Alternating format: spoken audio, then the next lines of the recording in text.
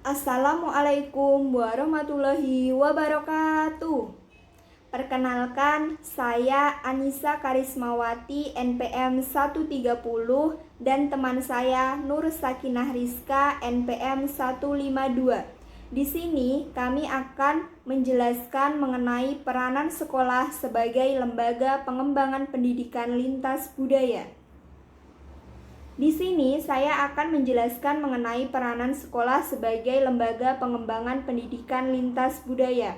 Ada 3 aspek. Yang pertama, multikultural sebagai landasan pembelajaran. Yang kedua, perencanaan pembelajaran pendidikan multikultural. Yang ketiga, pengembangan pendekatan multikultural sebagai ide. Di sini, multikultural sebagai landasan pembelajaran. Maksudnya, kebudayaan itu merupakan sebuah dasar dari motivasi intrinsik dan mengembangkan model pembelajaran yang komprehensif dalam arti pengajaran yang responsif terhadap kultural. Model ini merupakan pedagogi lintas disiplin dan lintas budaya. Pendekatan pendidikan multikultural ini mencoba untuk mereformasi proses persekolahan tanpa memandang sekolah pinggiran yang terbelakang atau sekolah kota yang maju. Nah, multikultural itu sendiri merupakan pendidikan mengenai keragaman kebudayaan. Posisi kebudayaan menjadi sesuatu yang dipelajari, jadi berstatus sebagai objek studi. Dengan kata lain, keragaman kebudayaan menjadi materi pelajaran yang harus diperhatikan para pengembang pembelajaran. Di sini, multikultural itu sebagai landasan, sebagai titik acuan untuk proses pembelajaran. Yang selanjutnya adalah perencanaan pembelajaran pendidikan multikultural. Nah, proses pengembangan perencanaan dan pelaksanaan pembelajaran pendidikan multikultural ini haruslah meliputi 3 dimensi, yaitu sebagai ide, sebagai langkah kerja operasional atau gerakan, dan sebagai proses.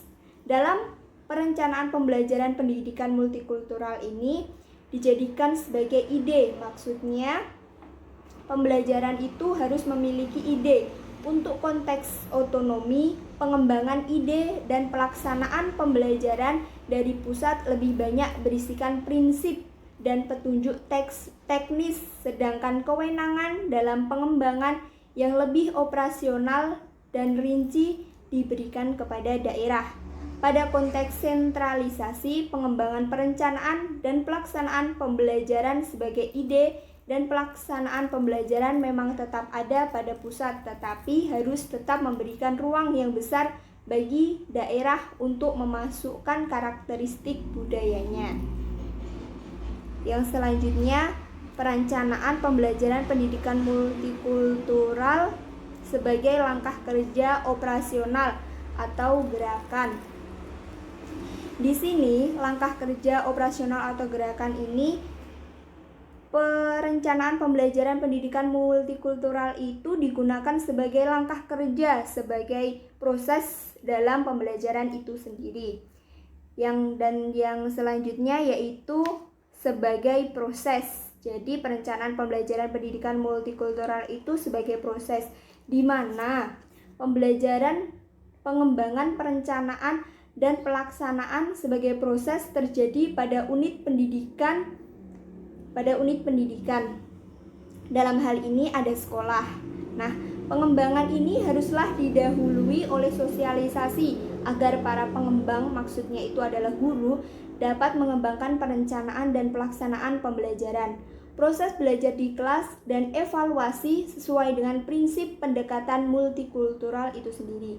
Sosialisasi yang dilakukan haruslah dilakukan oleh orang yang terlibat dalam proses pengembangan perencanaan dan pelaksanaan sebagai dokumen. Kalau orang yang terlibat dalam pengembangan ide tidak memungkinkan secara teknis, diperlukan adanya tim sosialisasi kerja yang sepenuhnya paham dengan karakteristik perencanaan dan pelaksanaan pembelajaran multikultural itu.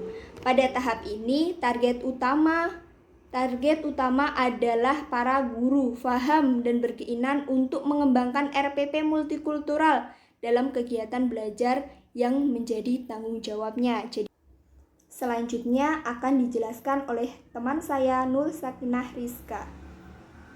Pengembangan pembelajaran sebagai ide adalah langkah awal yang sangat menentukan karakteristik pembelajaran di masa mendatang. Suatu prinsip yang harus diperhatikan dalam pengembangan pembelajaran multikultural adalah keadaan keseragaman dalam perencanaan dan pelaksanaannya. Pendekatan multikultural bukan saja mampu menjadi media pengembangan budaya lokal, tetapi juga merupakan media pengembangan budaya nasional maupun budaya universal. Kebudayaan lokal menjadi dasar dalam mengembangkan kebudayaan nasional. Prinsip ini mutlak harus dikembangkan karena keragaman budaya adalah sumber yang tak ternilai bagi perkembangan kebudayaan nasional. Di sini ada pengembangan multikultural sebagai gerakan menyangkut pengembangan pembelajaran berbasis budaya. Seluruh komponen sekolah harus berlandaskan budaya.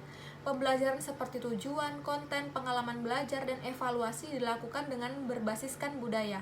Rumusan yang berdasarkan pandangan behaviorisme dan menghendaki rumusan tujuan yang terukur perlu kita tinggalkan. Para pengembang harus dapat membuka diri untuk menyadari bahwa tidak semua kualitas manusia dapat diukur berdasarkan kriteria tertentu. Ada tujuan yang dapat diukur dan dikuasai dalam 1 atau 2 pengalaman belajar, tetapi ada juga tujuan yang baru tercapai dalam waktu pelajaran yang panjang. Pengembangan komponen proses dalam pembelajaran menghendaki pendekatan yang menempati siswa sebagai subjek dalam belajar. Dalam posisi seperti ini, maka siswa belajar dan berinteraksi dengan sumber belajar, termasuk masyarakat. Guru bertindak sebagai orang yang memberi kemudahan bagi siswa dalam belajar. Oleh karena itu, dalam pembelajaran pendidikan multikultural, siswa sebagai subjek dalam belajar memberi arti bahwa metode adalah alat guru dalam membantu siswa, sedangkan metode guru ditentukan oleh cara siswa belajar. Pengembangan perencanaan dan pelaksanaan pembelajaran sebagai proses sangat ditentukan oleh guru berdasarkan kondisi budaya siswa. Ada 4 hal yang harus diperhatikan guru dalam mengembangkan pendidikan multikultural sebagai proses. Yang pertama ada posisi siswa sebagai subjek dalam belajar. Yang kedua, cara belajar siswa yang ditentukan oleh latar belakang budayanya. Yang ketiga, lingkungan budaya mayoritas masyarakat dan pribadi siswa adalah entry behavior kultur siswa. Yang keempat, lingkungan budaya siswa sebagai sumber belajar. Hal ini berarti anak sekolah dasar perlu dikenalkan bahwa dirinya merupakan bagian dari boneka budaya yang ada di lingkungan terdekatnya. Budaya keluarga, budaya masyarakat, budaya bangsa dan negara, dan mengenalkan berbagai budaya dunia. Pada umumnya, sekolah dasar di daerah perkotaan telah menjadi komunitas budaya yang plural dan muncul sebagai model masyarakat yang multikultural. Kenyataan ini seharusnya memperkuat kebersamaan antar kelompok budaya, saling mengenal, saling tergantung, dan saling menghargai. Langkah-langkah pembelajaran berbasis budaya menuju transformasi kurikulum multikultural di sekolah dasar. Tahap pertama, kurikulum dominan. Tahap ini bertujuan mengasimilasi siswa yang terabaikan. Kurikulum dan pembelajaran berfokus pada strategi mengajar yang memperbaiki kekurangan atau membangun jembatan antar siswa dan sekolah. Tahap kedua, hari libur dan pahlawan.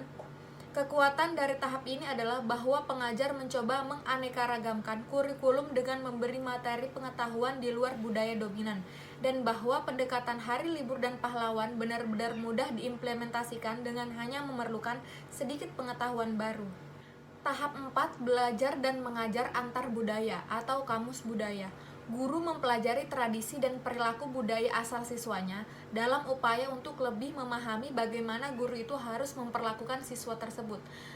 Di Indonesia, khususnya di Jawa, guru perlu lebih mengenal budaya Jawa secara utuh, budaya Jawa walaupun dia berasal dari Pulau Jawa.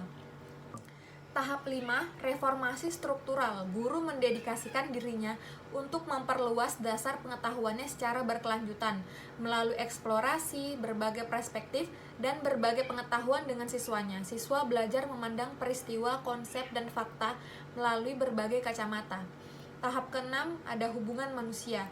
Guru menggambarkan pengalaman pribadi siswa sehingga siswa dapat belajar dari masing-masing yang lain. Melalui hubungan antar pribadi, siswa dapat mengenal budaya siswa yang lain. Perbedaan pengalaman dan budaya siswa yang berbeda-beda itu dilihat sebagai aset yang memperkaya pengalaman kelas.